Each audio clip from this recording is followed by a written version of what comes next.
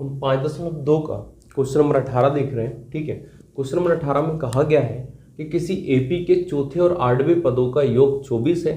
ठीक है, एक एपी है, उसके चौथे और आठवें पद का योग कितना है? 24 है, तथा छठवें और 10वें पदों का योग 44 है। इस एपी के प्रथम 3 पद ज्ञात करने हैं। ठीक, क्या कहा है हमें? सबसे पहले तो जो दिया है उसे लिख लेते हैं। क्या दिया है? दिया है एपी के चौथे, तो A4 प्लस A8, चौथे और आठवें पदों का योग कितना है? कितना? 24 है। ठीक है, एक चीज तो ये दी है। दूसरा क्या दिया है?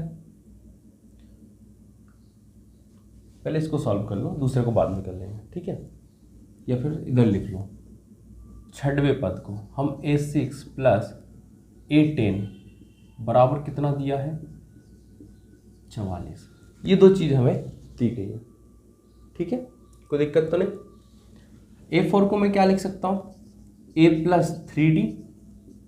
ठीक, n-1 करूंगा तो 4 में से 1 जाएगा, 3 बचेगा। ठीक है, A8 में क्या हो जाएगा? A प्लस 7D बराबर क्या हो गया? 24। ठीक, ये A और ये A क्या हो जाएंगे? 2A, 1 और 1 जुड़ जाएगा तो 2, 7 और 3 कितना हो जाएगा? 10D बराबर कितना हो गया? 24। ये हो गया हमारा समीकरण नंबर 1। ठीक है, अब ऐसे ही यहाँ A6 को मैं क्या लिख सकता हूँ? A प्लस 5D, और A10 को क्या लिख सकता हूँ? A प्लस 9D, क्योंकि n-1 करूँगा तो 6 में से 1 जाएगा, 5 बचेगा, और 10 में से 1 जाएगा तो 9 बचेगा। ठीक, A और A ये 2A हो जाएगा, प्लस 5 और 9 14D हो जाएगा, बराबर में क्या आ गया? 44। ये हो गया समीकरण नंबर 2। क्लियर है यहाँ तक? अब क्या करें? तो कहना जो समीकरण बड़ा है उसमें से छोटे वाले को घटा दो। घटाएं तो क्या करें? कहना समीकरण 2 में से समीकरण 1 को घटाने पर। ठीक है, समीकरण 2 में से समीकरण 1 घटाऊंगा तो प्लस वाला माइनस हो जाएगा, प्लस वाला माइनस हो जाएगा, और प्लस वाला माइनस हो जाएगा। ये 2 प्लस का है और ये माइनस का है तो कैंसिल हो जाएगा, 2 से 2 कैंसिल। 14 में से 10 जाएगा तो कितना बचेगा? 4D बचेगा, और 44 में से 24 जाएगा तो 20 बचेगा। बात समझ में आ गई?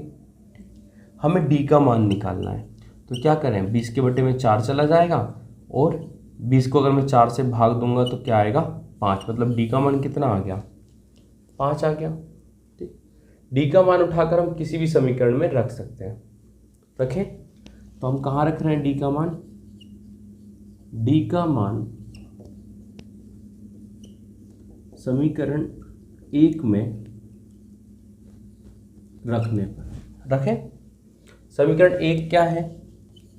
2A प्लस 10D, D की जगह पे क्या रख दूँ मैं? 5 बराबर में 24। ठीक है, ठीक, ये 2A हमारा ऐसा ही रहेगा, प्लस 10 का गुणा 5 में होगा तो 50 हो जाएगा, और बराबर में क्या आएगा? 24। 2A, इस 50 को मैं उधर लेकर जाऊंगा तो कैसा हो जाएगा? ये माइनस का। ठीक है, 2A बराबर, माइनस का बड़ा है तो माइनस का साइन आएगा। 50 में से 24 जाएगा तो क्या बचेगा? 26। हमें A का मान निकालना है तो ये 2 कहाँ चला जाएगा? 26 के बटे में, और 26 को अगर मैं 2 से भाग दूंगा तो क्या आ जाएगा? माइनस का 13। मतलब A का मान कितना आ गया? माइनस का 13। ठीक है, हमें A भी मिल गया और D भी मिल गया, इसलिए हमें जो AP बनानी है वो क्या होगी? ठीक है, तो हमें पता है कि AP का फॉर्मूला होता है क्या? कि ना AP बराबर होता है पहला पद A, दूसरा होता है A प्लस D, तीसरा होता है A प्लस 2D। ठीक है, इस तरीके से AP आगे बढ़ती है। ठीक, और हमें तो क्या बोला है उसने? इस AP के प्रथम 3 पद ज्ञात करिए, तो कर लें 3 पद ज्ञात। ठीक है, पहला है A, तो A का मान कितना है? माइनस का 13। दूसरा A प्लस D, तो A का मान तो हो गया माइनस का 13, और D का मान हो गया 5, रख दिया हमने।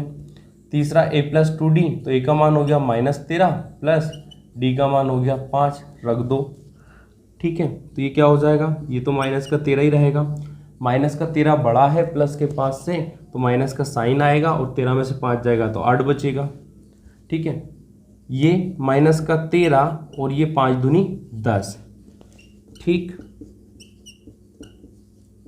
-13 बड़ा है प्लस के 10 से, तो मान आंसर किस में आएगा, माइनस में। ठीक है, और 13 में से 10 जाएगा तो क्या बचेगा, 3। ये हमें एपी मिल गई है। एपी के प्रथम 3 पद क्या होंगे, -13, -8 और माइनस का 3। ठीक है, ये प्रथम इसके 3 पद होंगे। ये क्वेश्चन हो गया हमारा कंप्लीट।